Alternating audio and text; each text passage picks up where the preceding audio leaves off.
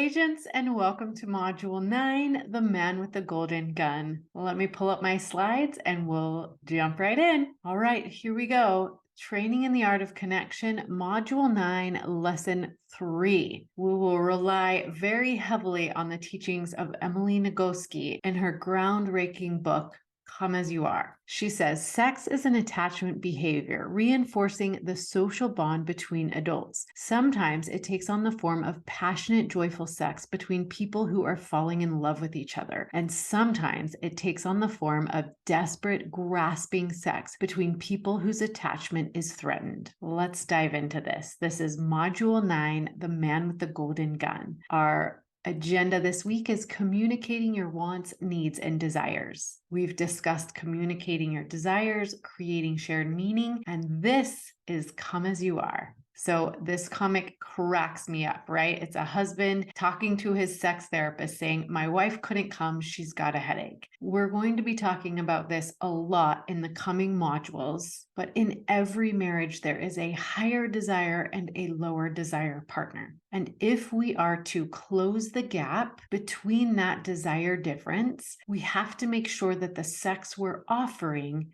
is sex worth having. Now, earlier in this module, we talked about opening up that line of communication, being able to talk honestly and frankly and openly about our desires, our needs, and our wants. We want to eliminate duty sex, obligatory sex, and non-consensual sex. So one of my favorite books on this topic is Emily Nagoski's Come As You Are. I highly recommend that after finishing this program and when you are ready, that each of you find a copy of this book and work your way through it, because there is so much to know about sex. The only way to create this intimate relationship that you both love is not only to keep talking about it, but to keep learning about it from good sources. And this book is one of those good sources. So Emily Nagoski teaches that couples who sustain a strong sexual connection over decades have two things in common. Number one, they have a strong friendship built on trust and commitment. And number two, they prioritize sex by deciding that it matters in their relationship.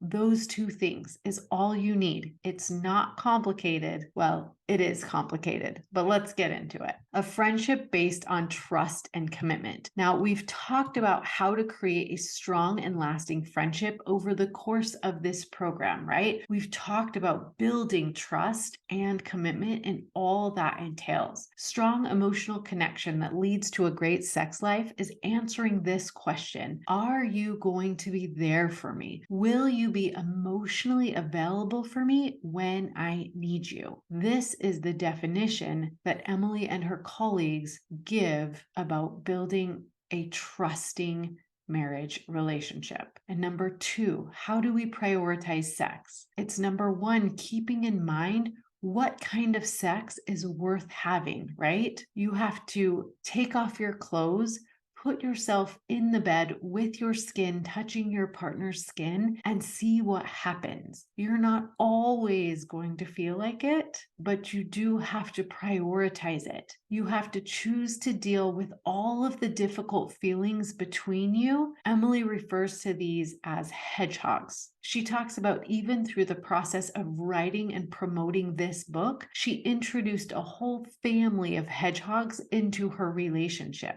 Now, every single one of us, because this topic is so highly charged, are going to introduce hedgehogs into our relationship. But the most important thing is that you have to decide to face each other with compassion and curiosity, and be willing to look at those hedgehogs honestly, bid them farewell, because that sexual relationship is worth it. John Gottman also teaches that friendship is the foundation for passion, intimacy, and good sex. Good sex is not about hanging from the chandeliers or anything that Hollywood paints as a picture of good sex. Great sex is looking in the eyes of your very best friend and reiterating that figuring this out is important enough and enough of a priority to get through it. So, keys to a happier and a healthier sex life, according to Emily Nagoski, is number one,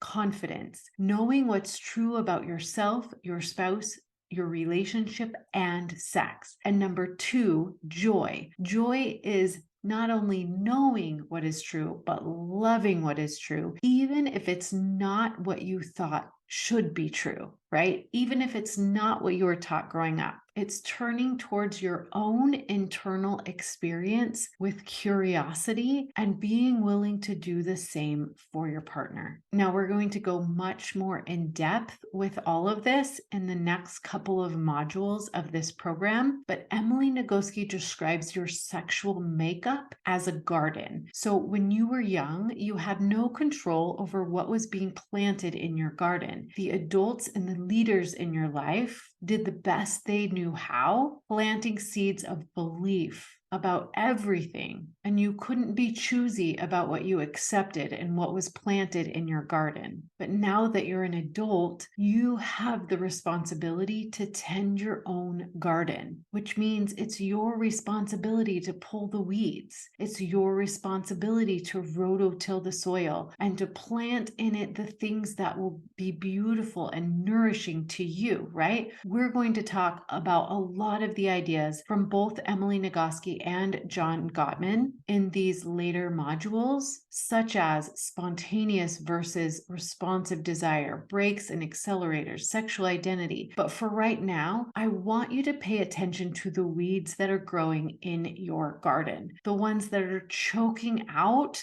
everything else. We need to work together, you guys as a couple, to pull out those weeds by the roots. You're then going to rototill the soil and prepare it for the beautiful flowers and nourishing vegetables that you desire to plant in that garden. This is not an easy task, but I promise if you will open up those lines of communication and you will work on those shared meanings with each other, and you will not only lean on your friendship and prioritize sex, you will start to create something so beautiful and magical together that nourishes and replenishes your marriage relationship.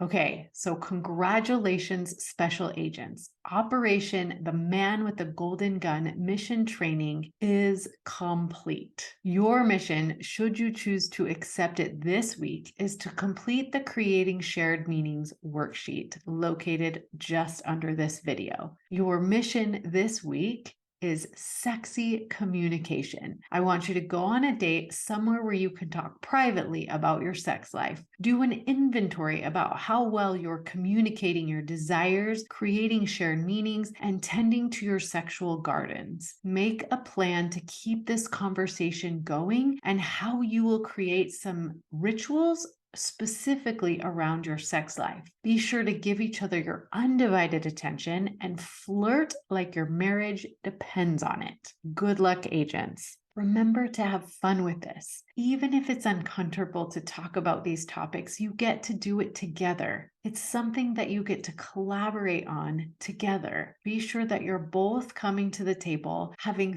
thought about what a great sexual relationship looks like and feels like to you. And remember my 3 favorite C's: get curious, be creative, and collaborate. I can't wait to talk all about sexual identity and heat things up even more in the next module. But until then, happy marriaging.